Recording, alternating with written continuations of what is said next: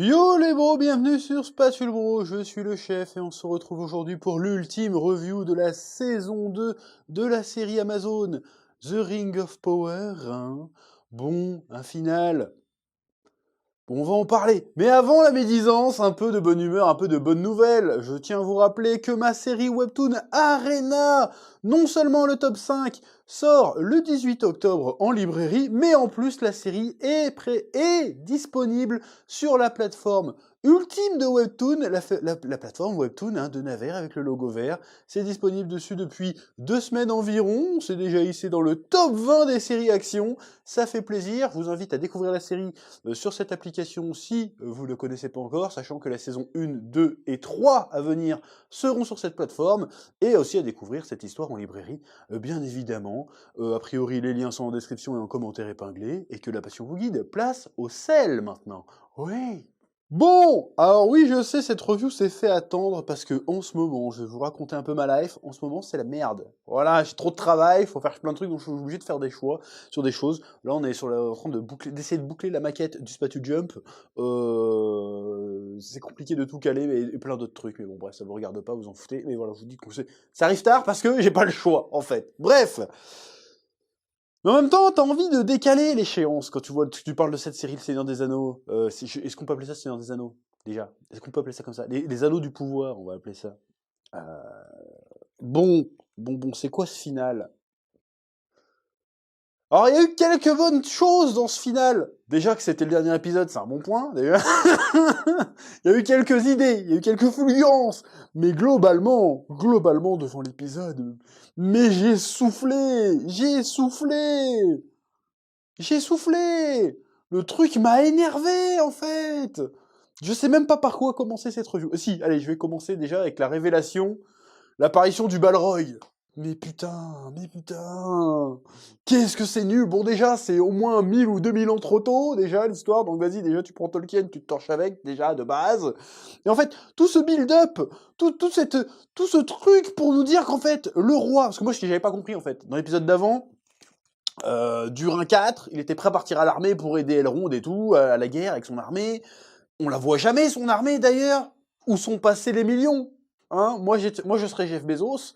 À un moment donné, je demanderais un bilan comptable de cette histoire. Il y a forcément des millions qui sont perdus, globalement, dans la série.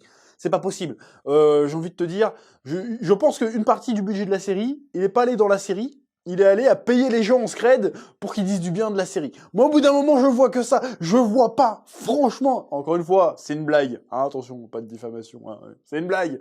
Mais quand je vois le nombre de gens, c'est pas si élevé en fait, que ce soit sur YouTube ou sur les réseaux, qui disent que cette série est un banger, et que ceux qui aiment pas sont des rageux, je me demande qu'est-ce qui s'est passé. Est-ce que c'est un reste de Covid long? Qu'est-ce qui se passe? Là, je comprends pas. Je comprends pas comment tu peux dire, non, franchement, c'est un banger.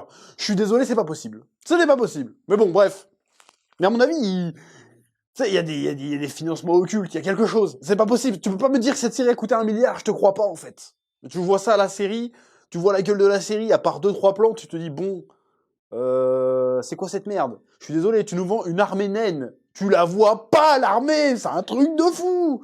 La Moria, Khazad-dûm, c'est 2 caves. Mais tu te dis, mais c'est quoi cette merde? Qu'est-ce que c'est que cette merde? L'autre, il se prépare à l'armée, là, le nain du Rhin, là, il sort par une petite porte. T'as pas une grosse porte de fou, tu sais, comme dans le Hobbit. Tu sais, quand ils sont à... J'ai oublié le nom de la série. Erebor. Quand ils ouvrent les grandes portes et tout, t'as l'armée qui sort. Bah, ça, ils sont que 5 connards, mais... Tu vois qu'il y a du grandiose. Là, non, c'est 4 caves, ferme ta gueule. Bon, ça pue la merde, déjà. Donc, moi, ce que j'avais compris, c'est que le Durin 4, il était prêt à partir à la guerre, là. Et en fait... Et après, t'as les mecs qui arrivent blessés. En fait, il a forcé le blocus, le roi, et du coup, il continue de creuser. Donc moi, je me suis dit, en fait, le roi, il a pris ses gars à lui, il a été défoncer les babos qui bloquaient l'entrée, tu vois. Non, en fait, le roi, il est venu tout seul, avec sa hache ou son marteau, il a pété la gueule à tout le monde, et il est parti creuser lui-même, comme ça, et tranquille. C'est ça l'histoire, en fait. Donc, c'est-à-dire que vous avez décidé d'être moisi jusqu'au bout, en fait. Il n'y a aucun sentiment d'épique, aucun sentiment de grandeur, ni de noblesse, ni quoi que ce soit. Donc, en fait, c'est du Seigneur des Anneaux. Il y a un espèce de skin Fortnite Seigneur des Anneaux, mais ça n'a rien à voir, en fait. Et donc, t'as la scène où Durin il fait « Je vais aller stopper l'armée !» Pourquoi tu stoppes l'armée? Ça n'a aucun sens. On voit... De toute façon, en plus, à la fin, l'armée est envoyée quand même, et lui, il y va pas. Donc, ils auraient dit, bon, allez à la bataille, je vais régler l'histoire. De toute façon, moi, je vais pas me battre parce que voilà, je suis roi, donc vas-y. Je suis le prince. Donc, vas-y, allez, vous, à la bataille, je vais régler l'histoire avec le roi. Donc, il va voir le roi, il fait, ouais, tu te souviens quand on était petit, on jouait au bras de fer, nanana, et le père fait, ta gueule. Il continue à creuser tout seul. Et il fait, regarde, tout le mithril. Et ce fils fait, oh là là. Et là, t'as le Balrog qui arrive, parce que ta gueule, en fait. Il a aucune raison d'être là, en vérité. Et le Balrog qui arrive, il fait, ouais. Et donc, ils ont l'occasion de s'enfuir.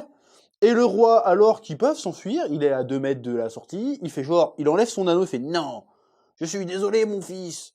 Tiens, prends la bague, et puis après, il y va en mode Leroy Jenkins sur le Balrog.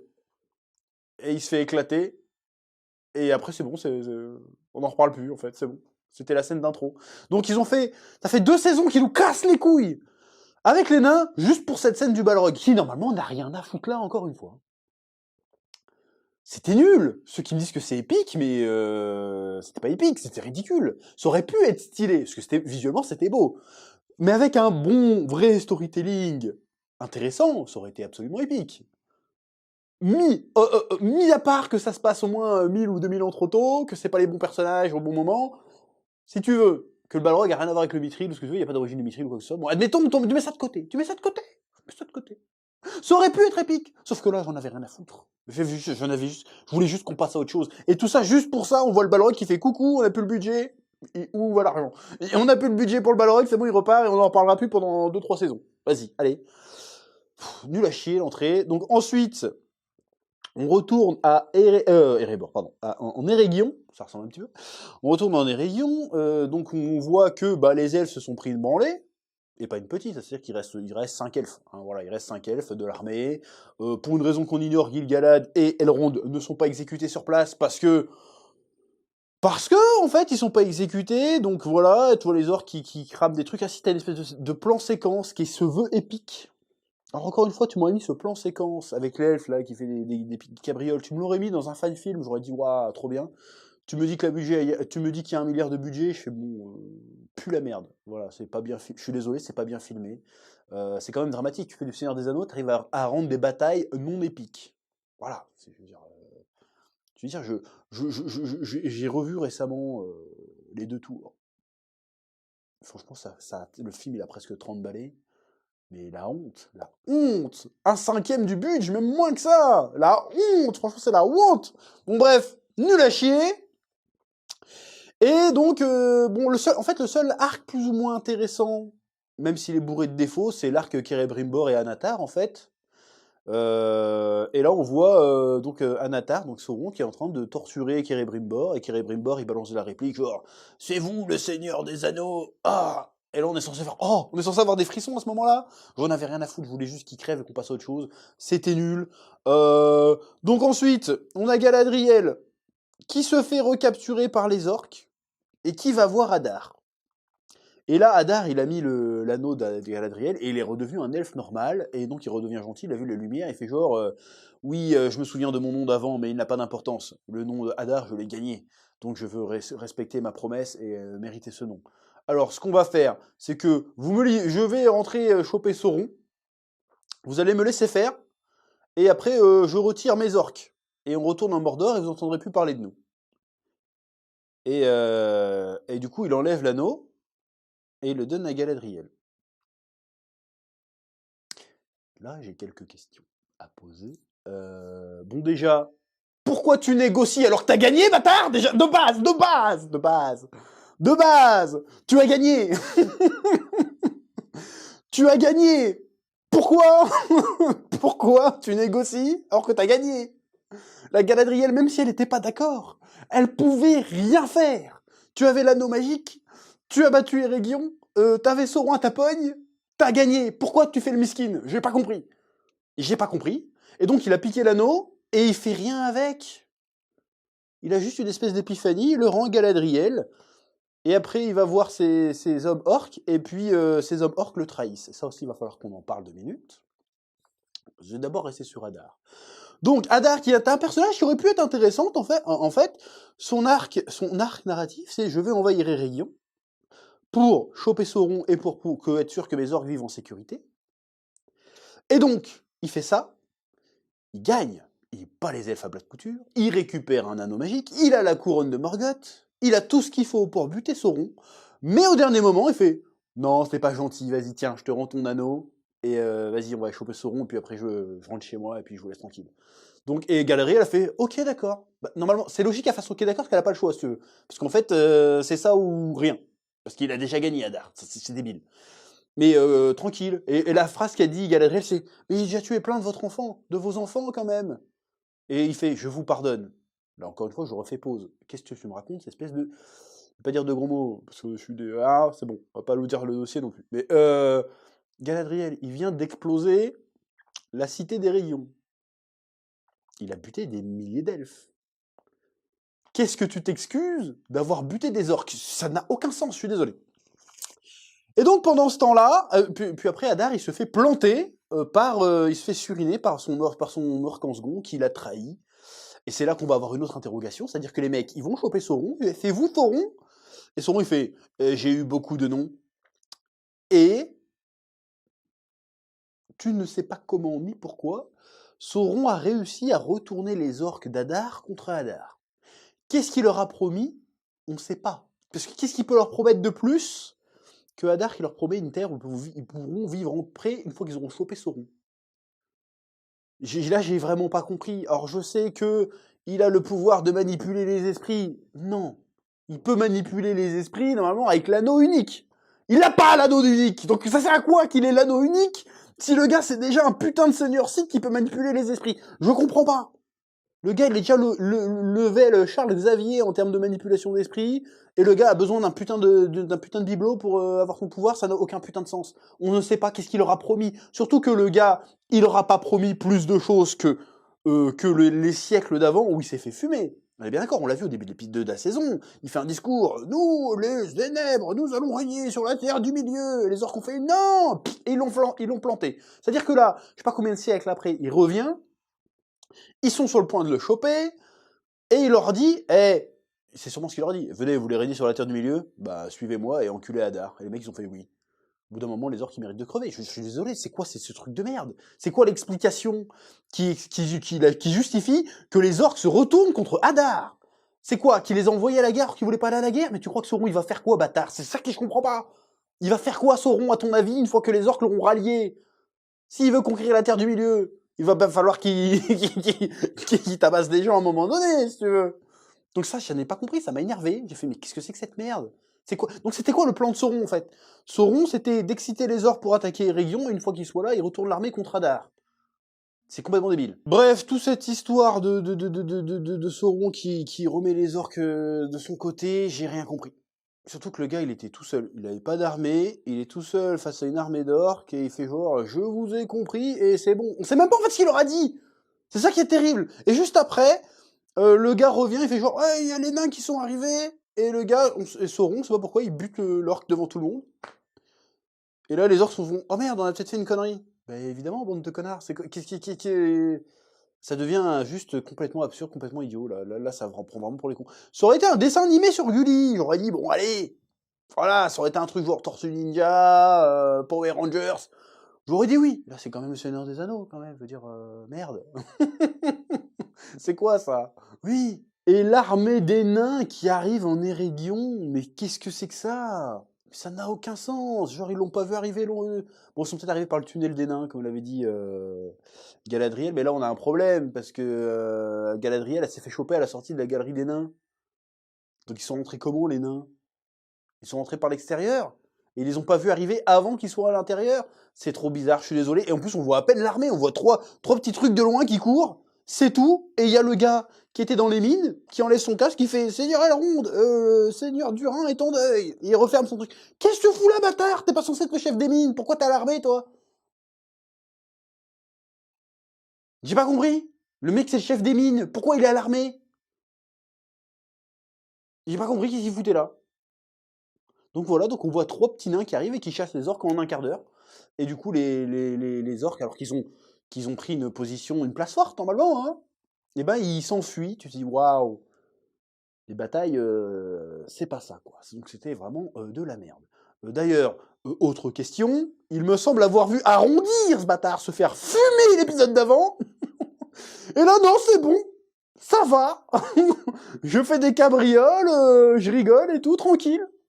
Tu te dis, mais c'est quoi ce bordel? On l'a vu agoniser l'épisode d'avant.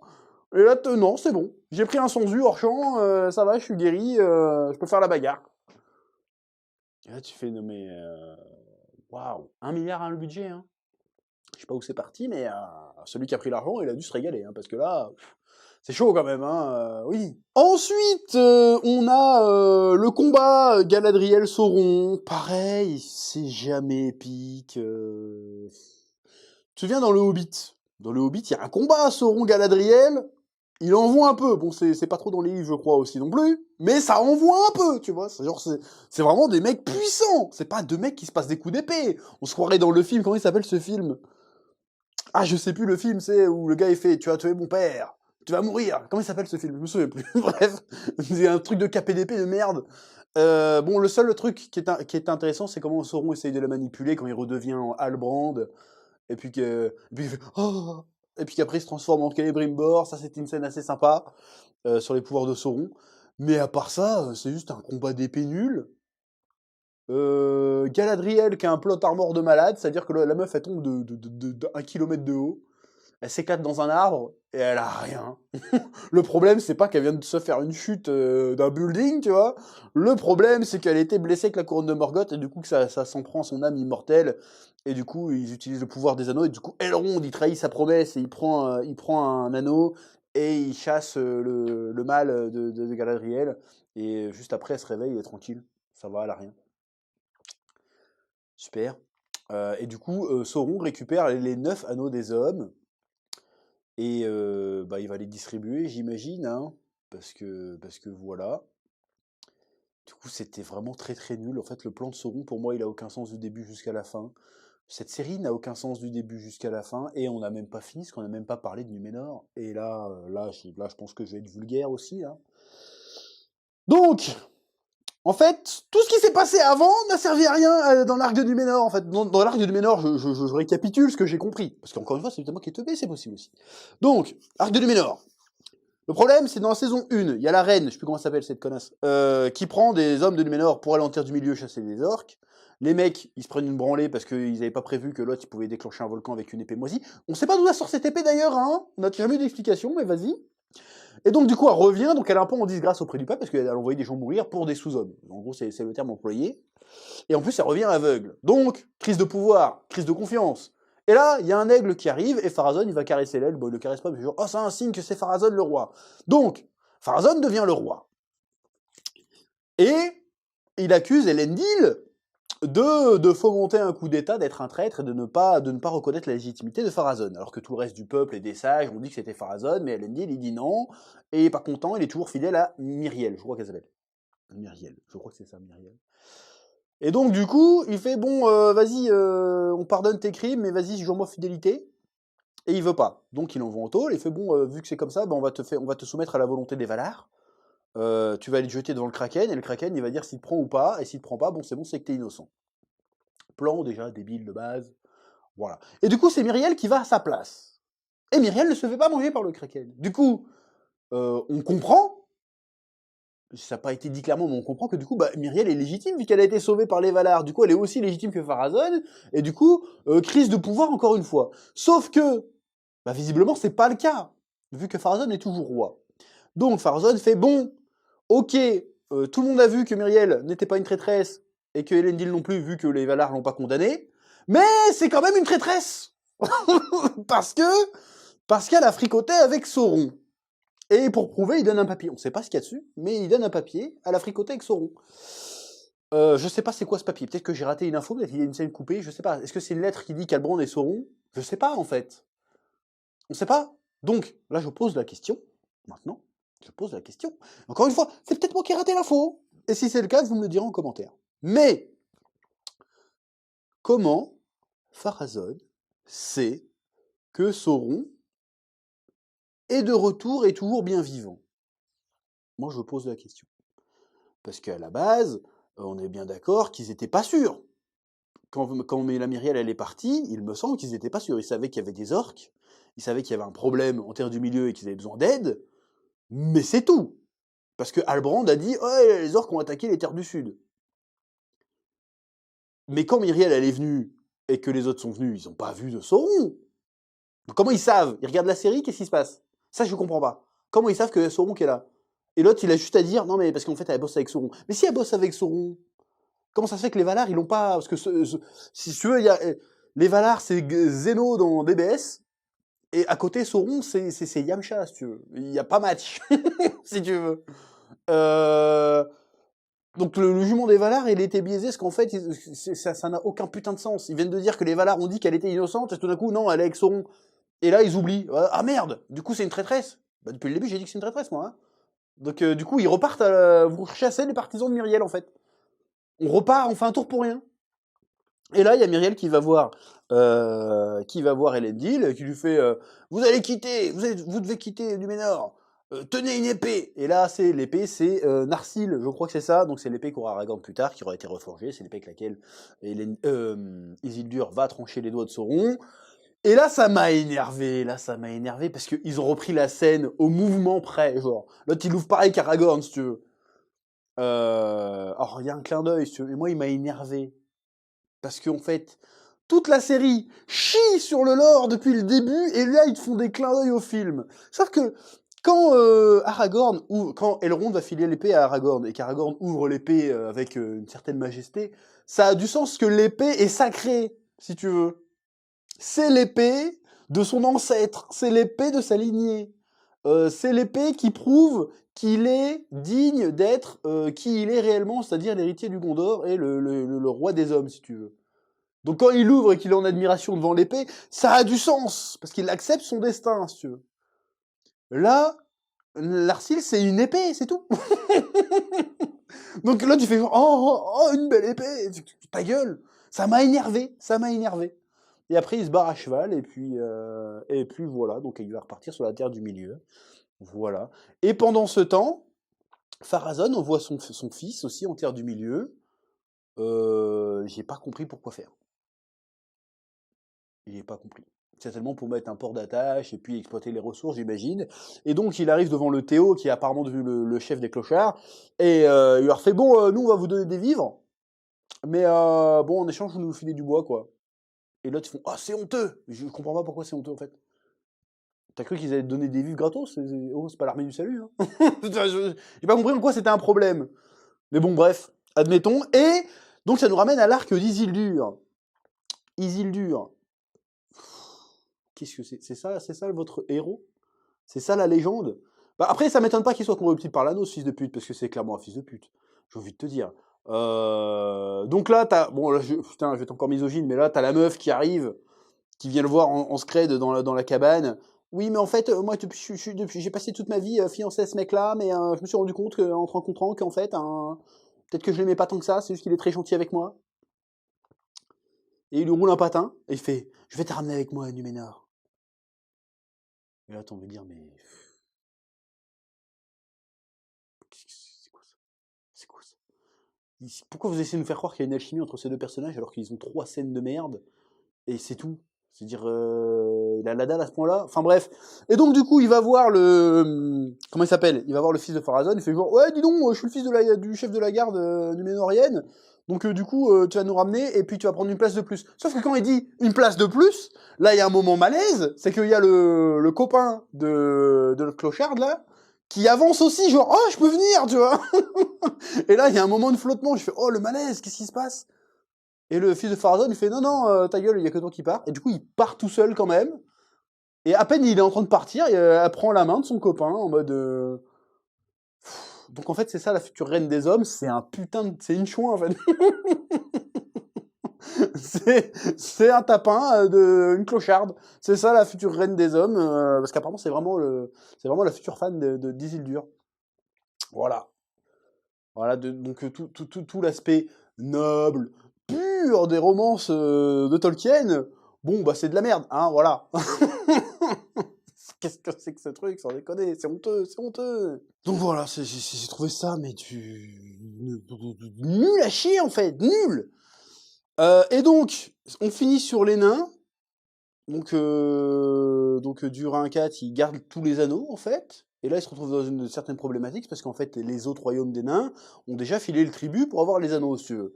Donc là, il est dans la merde. Il fait genre, bon, bah, qu'est-ce qu'on va faire? Et sa femme qui vient lui chuchoter à l'oreille, encore cette connasse. En vrai, je la déteste, j'espère qu'elle lui réveille des saletés à celle-là. Elle m'énerve. C'est elle qui fout la merde depuis le début. C'est de sa faute. Voilà, je le dis. C'est elle qui fout la merde avec ses conseils de merde. Et là, on apprend un plot twist de fou. Oui, en fait, les autres sages des nains reconnaissent pas votre légitimité à prendre la succession de votre père, parce qu'il vous a pas clairement désigné comme successeur. Bon, il y a Durin 3, Durin 4. Normalement, bon, hein, normalement, il n'y a pas d'ambiguïté, mais bon, bref. Et là, on apprend, sorti du trou de balle de je ne sais qui, qu'en fait, il a un frère, et donc il va y avoir peut-être une guerre de succession à Khazad-dûm. Et là, j'ai envie de te dire, mais putain de merde, il sort d'où ce frère? D'où il sort le frangin, là? Il est où? Pourquoi il est pas là? Il est où, là, actuellement, le frère, là? Comment ça se fait que ça fait 2 saisons qu'on nous emmerde avec les intrigues des nains, et qu'on nous dit, en fait, il a un frère? Qu'est-ce que c'est, ça? C'est quoi ce bordel? Ah oui, et j'ai failli oublier l'arc de Gandalf. C'est officiel! Oh là là, il s'appelle Gandalf! Oh! Ah, je l'ai pas vu venir. Oh là là! Oh, mais c'était Gandalf, franchement, depuis le début. Putain, franchement, masterclass. Là, je l'ai pas vu venir. Hein.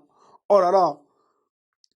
Et il y en a qui me disaient, mais non, c'est pas Gandalf, ça se voit que c'est un mage bleu, ça se voit que tu connais pas les appendices de Tolkien, ce bande de fils de chiens. Ça se voit que c'était Gandalf. Ça se voyait à 3 kilomètres que c'était Gandalf. Et vous avez dit genre, non, vous êtes plus intelligent que ça. Mais non, Amazon n'a pas cru que vous étiez plus intelligent. Il a cru que vous étiez con. Et vous l'êtes forcément, vous l'avez pas, vous avez pas vu que c'était Gandalf. Là, à ce moment-là, qu'est-ce que je te dise? Le gars, c'est un grand sorcier, habillé en gris, qui cherche un bâton, il se balade avec des hobbits. Bon, au bout d'un moment, il faut quoi de plus? Il faut quoi de plus? Bon, bref. Donc là, on a la confrontation entre Gandalf, maintenant, hein, et le sorcier des ténèbres. Bon, je pense pas que ça soit Saruman. Lui, peut-être, c'est un mage bleu, pour le coup. Et donc, il y a une confrontation, et là, le méchant, il fait, en fait, je suis pas méchant. Non, non, moi, ah non, mais je voulais pas de mal, moi. Moi, je voulais juste se retrouver. Comme ça, on va ensemble, on s'allie, et on va baiser Sauron, et on prend sa place. En fait, je suis gentil. Et du coup, il éclate les hommes qui ont attrapé les hobbits. Alors, on sait pas quand ils ont attrapé les hobbits, parce que ça s'est fait hors champ, il me semble. Et ils ont attrapé les hobbits. Et du coup, Gandalf fait, oh non, j'ai pas envie. Et du coup, le sorcier, il utilise la force pour faire pleuvoir il prend des gros rochers et il fait ça éclater sur le terrier des hobbits. Et Gandalf, il fait non! Et puis il les arrête, mais il les arrête pas tant que ça, donc il y en a qui sont écrasés quand même. Et du coup, Poppy et je sais pas qui, comment ça s'appelle là, Frondon Gonzès, ils vont aider les hobbits qu'ils ont trouvés à faire leur première migration. Du coup, l'arc Gandalf, les hobbits s'arrête là en fait. Tout ça pour ça. Donc elle retourne chez elle avec les autres hobbits pour essayer de trouver la comté. Et Gandalf, il reste tout seul et il trouve son bâton qui pop comme ça. Et il va voir Tom Bombadil, c'était ça l'épreuve. Et Tom Bombadil, il sort une phrase, mais premier degré, ils l'ont marqué, ils se sont dit, non, c'est stylé, c'est pas... ça me fait rire rien que d'y penser. Parce que je l'ai sorti pour rigoler en plus. Il y a 2 reviews de ça, je l'ai sorti pour rigoler. Je l'ai sorti pour rigoler, là ils l'ont fait premier degré, il fait genre, c'est pas le sorcier qui trouve son bâton, c'est le bâton qui trouve son sorcier. Il fait putain, bande d'enculés. Bande d'enculés, vous avez vraiment fait ça. C'est horrible, c'est horrible. C'est Harry Potter, quoi, c'est... Vous nous faites un Jedi et vous finissez par Harry Potter, quoi. Mais si vous quitte à inventer des trucs, autant piocher dans les classiques, hein. N'importe quoi. Et donc après, il va chanter avec Tom Bombadil. Il fait maintenant, je m'appelle Gandalf parce qu'ils m'ont appelé Grand Elfe. Mais je pense que ça va être déformé avec le temps et on va m'appeler Gandalf. Du coup, c'est son nom Gandalf. Alors, il me semble que c'est pas son vrai nom, Gandalf. Parce que les elfes, ils l'appellent pas comme ça, par exemple. Donc voilà, tout ce suspense de 2 saisons et des millions et des millions et des millions de dollars pour te dire ce que tout le monde avait grillé, qu'en fait, je m'appelle Gandalf. Voilà.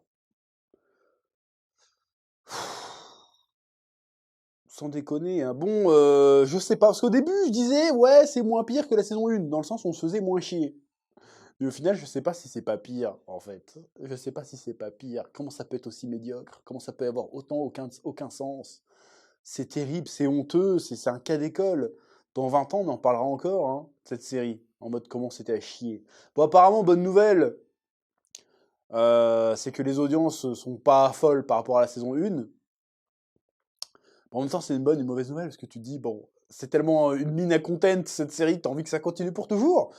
Mais là, franchement, c'est dur, hein. C'est dur.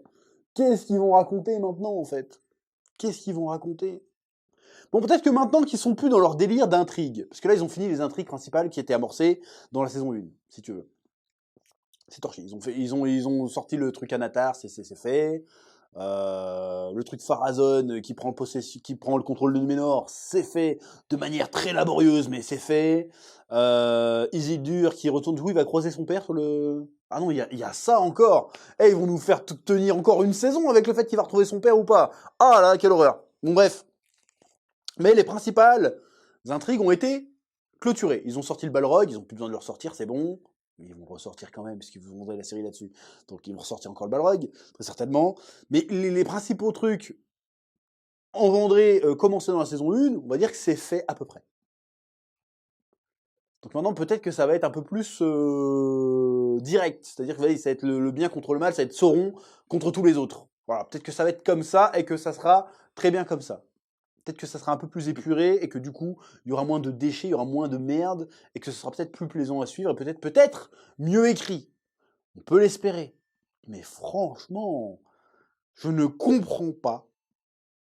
Encore un néophyte. On va prendre un néophyte de base qui s'intéresse pas plus que ça à la fantasy, machin, Tolkien, tout ça. Je pense qu'il peut kiffer la série parce que voilà, le Sauron et les beaux gosses, Galadriel, voilà, tu les imagines ensemble. Quelle idée de merde! Mais bref, tu les imagines ensemble et tout ce que tu veux, d'accord, ok. Tu peux trouver du divertissement. Mais pour tout le reste, je suis désolé, c'est pas bon, c'est pas à la hauteur de ce qu'il y a eu 20 ans avant, et c'est pas à la hauteur du budget qui a été mis dedans. Voilà, c'est dommage, il y avait moyen de faire un truc. Il y avait moyen de faire un truc, mais vous avez vendu la série sur quoi? Il y a de l'inclusivité, et oui, tous les épisodes de cette saison seront écrits et réalisés par des femmes. Bon, je suis pas sûr qu'il fallait le mettre en avant, finalement, ce délire-là, parce que ça a pas arrangé votre histoire, là, hein, pour le coup. Ah, j'ai rien dit. Moi, j'ai rien dit. Moi, j'ai rien dit. Ah, je mange pas de ce pain-là. Ah, me faites pas dire ce que j'ai pas dit, hors de question. Mais quand même, voilà. C'est pas épique, c'est pas beau, c'est pas bien raconté, ça n'a aucun sens du début à la fin. Voilà. Et ceux qui me sortent, oui, mais ça a été validé par Tolkien Estate. Ta gueule. Voilà, ta gueule, ta gueule, ta gueule. J'en ai rien à foutre. Dragon Ball Evolution, c'était marqué validé par Toriyama. Hein. Bon, on a vu ce que c'était, et lui-même, il a désavoué après. Et rip in peace. Mais là, quand même, faut arrêter, quoi. J'en ai rien à foutre. Là, c'est du fanatisme à ce niveau-là. C'est du fanatisme. Et quand on dit, non, mais c'est validé par les héritiers de Tolkien. Les héritiers de Tolkien, c'est pas Tolkien. Et quand bien même, moi qui massacre le lore encore, allez, j'accepte, si tu veux. Parce qu'encore, moi, encore, je suis pas un aficionado de Tolkien, je connais de loin, j'ai lu 2-3 bouquins, voilà. D'accord. Mais même si tu mets ça de côté, c'est nul, mais c'est nul. C'est nul. Pourquoi tu fais une série, la série, on dirait que c'est genre Flash tiers, tu vois. La série The Flash.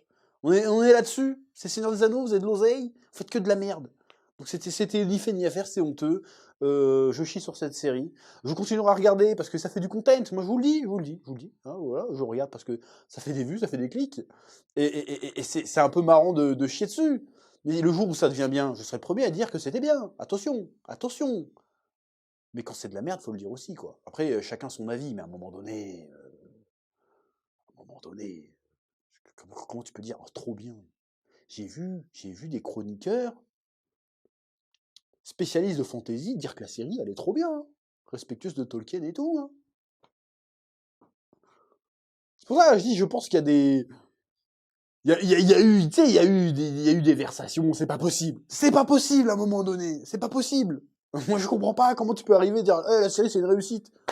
C'est pas possible. Il y a un problème. Je comprends pas. Bon, bref. Admettons. Encore une fois, moi, j'accuse personne de rien. Moi, je suppute. Je fais des suppositions. Je me dis qu'il y a un monde où peut-être, il y a une magouille. C'est pas possible. Bon, bref. C'est tout ce que j'avais à dire. Sur cette saison du Seigneur des Anneaux, on en reparlera prochainement avec Plot Time dans un live qui aura lieu probablement demain, hein, je vous invite à regarder les réseaux pour voir quand ça se passera. Merci d'avoir regardé, merci d'avoir suivi toute cette saison, et je vous dis que la passion vous guide, et à bientôt. Oui.